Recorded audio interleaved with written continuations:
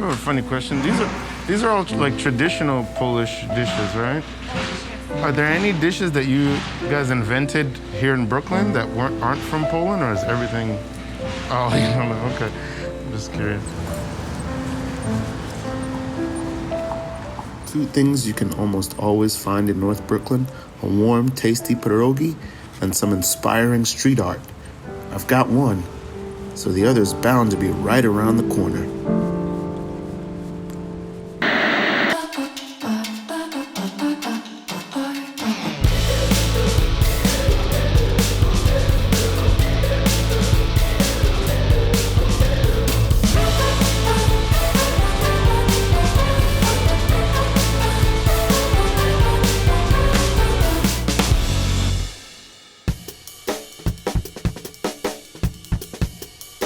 I don't really feel like there's anything really illegal about what I'm doing because it's a reflection of our society, and some people see it as art, some people see it as expression, some people just see it as vandalism, and there's all those gray areas in between. When I do put up a piece, there definitely is a lot of adrenaline, and that hasn't gone away over the years, which is really interesting. It's the same beautiful nervousness that you have at like performance.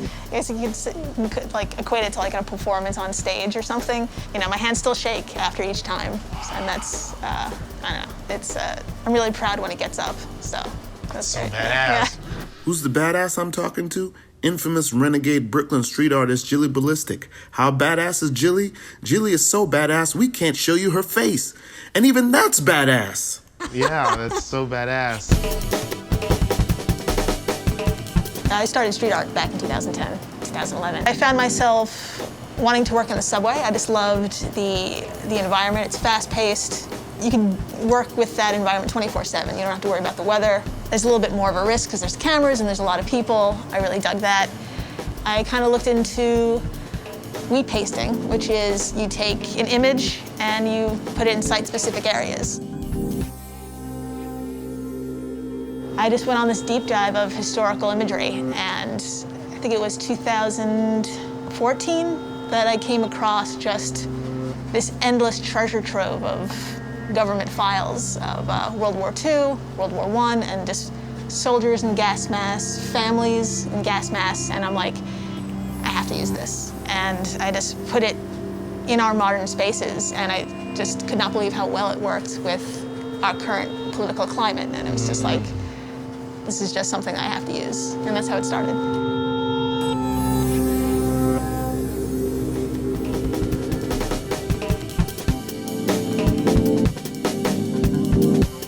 There's some sort of like covert, I don't know if the right word is like espionage, there's some sort of like get in, get out, nobody saw me, I'm a ninja, I put this work up.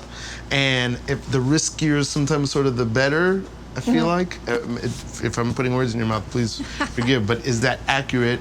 I think what takes the longest is waiting for the right time to strike, literally. You're waiting for a moment where there's the fewest people on the platform. You don't want the train coming in and out of the tunnel. You kind of get a sense of when's the right time to put the piece up and then just walk away. And putting the piece up just takes seconds. Okay. And you really have to trust your gut, because the platform will never be completely empty, or the train car will never be completely empty.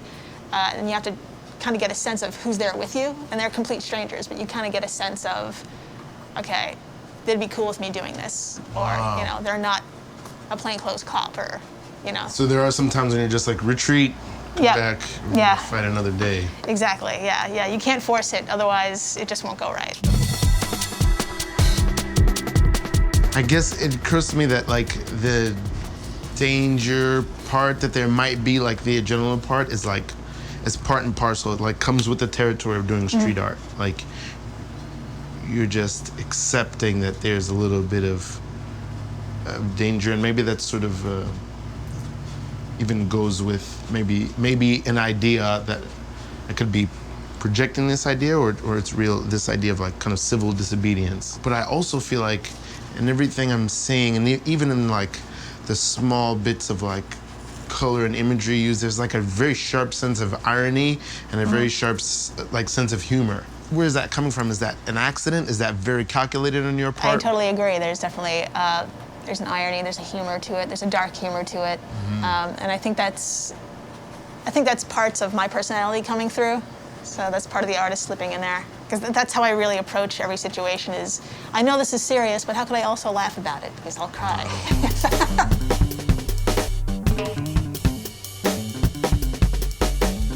Can you talk a little bit about being based here in Greenpoint for so long? I feel like Greenpoint is such a particular neighborhood to live in, like in its relationship to North Brooklyn and Yeah. what it means. Yeah, I was born and raised in Brooklyn, so Brooklyn always is it's always going to be my home. So it'll always be my borough, you know. Yeah, I get it. Same. I was also born here. Yeah, all right, man. And I found Greenpoint because it was affordable, and it was close to a train, which is what you want when you're right out of college. It's just like, okay, this is great. It's like, there were some great dive bars. The waterfront was dilapidated, and I loved it. It was just falling apart, and like you had to like climb through fences, and you got to sit on something that was about to collapse. It was dangerous as fuck, but it was such a great time just to. And there was like a ton of graffiti, lots of tags, people practicing their throw-ups and stuff. And the graffiti and the street art scene is something I've always seen. I've seen it rise, I've seen it fall, I've seen it change over time. I've seen it become more mural-focused than graffiti-focused over the years. New York just always has that vibe of you can do it here. You can make stuff here. So I think there's some energy about New York that, you know, it wants people to create and to survive. And kind of New York forces you to live. Yes. What was going on with you right before pandemic broke? When March hit, that's really when it got real in New York City, and everyone had to start quarantining. And I had to really adjust to how I made work. And since I worked, and I still work in the subway, and the subway was kind of off limits back in March. So I didn't really have to adjust my imagery, because I work with PPE. I work with gas masks and face coverings and protection. So I didn't have to adjust the visuals of my work. I just had to change where I put up my work, and this was the beginning, like in March and stuff.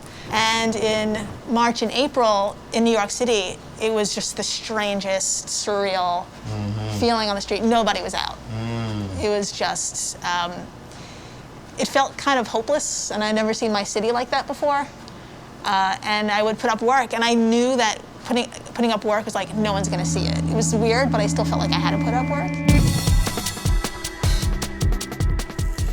Did your situation change economically, or like, how are you normally getting by, and especially in this time? In terms of my job, I've been furloughed, so I'm on unemployment. I will have to move out of this apartment at some point. How long have you been here? I've been in this apartment for over 4 years. Okay. Yeah.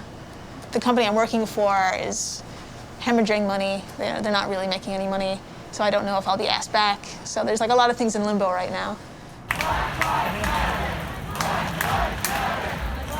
Did your art sort of change or alter in any way around the new resurgence of the Black Lives Matter movement when that started to pick up around, you know, the murder of George Floyd? Yeah, it's also really unfortunate how this work involves your respiratory system. It involves power dynamics. I use a lot of children in my imagery, and just how they're forced into situations by the powers that be. And now having to go on, is that feeling like a new adventure? Is that disappointing? Like, are you taking that in stride, or are you still sort of coming to terms with it? You know, that's just like New York, you know? It's like, I've never lived in the same city twice. That's what it feels like, even though I was born and raised here. You see it go through so many different changes. And great way to put it, yeah. it's one chapter, having been here for so long, that I'm gonna be moving in with my partner, so that's the positive part. And it's a new neighborhood to discover. So I'm just gonna embrace that, I think.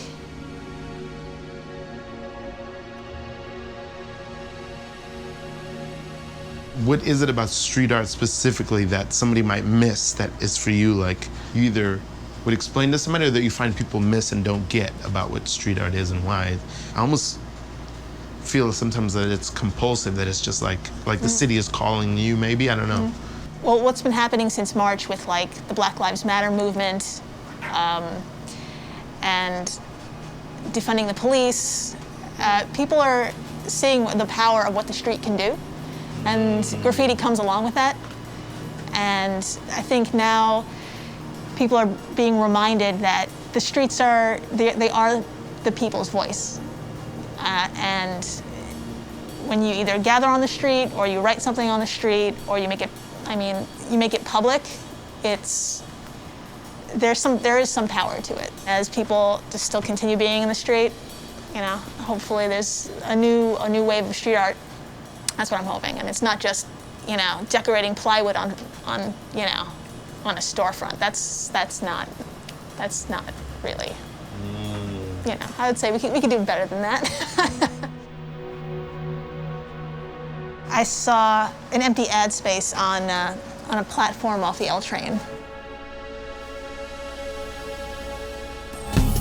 I just happened to see it while I was commuting, and I knew right away I wanted to work with that particular space. From there, I just do a deep dive into what image would fit comfortably in that space. So it would work with it as though it's not overpower it or dominate the space, but look as though that figure was always meant to be there. Sometimes an artist is a decorator or a designer. Their focus is on making spaces more beautiful, more of a delight to our senses. And that's magical and wonderful. We need that. But sometimes an artist is also a soldier. They fight on a frontier the rest of us can't or won't venture out to. They fight to protect our streets, our values, our souls. I salute those soldiers.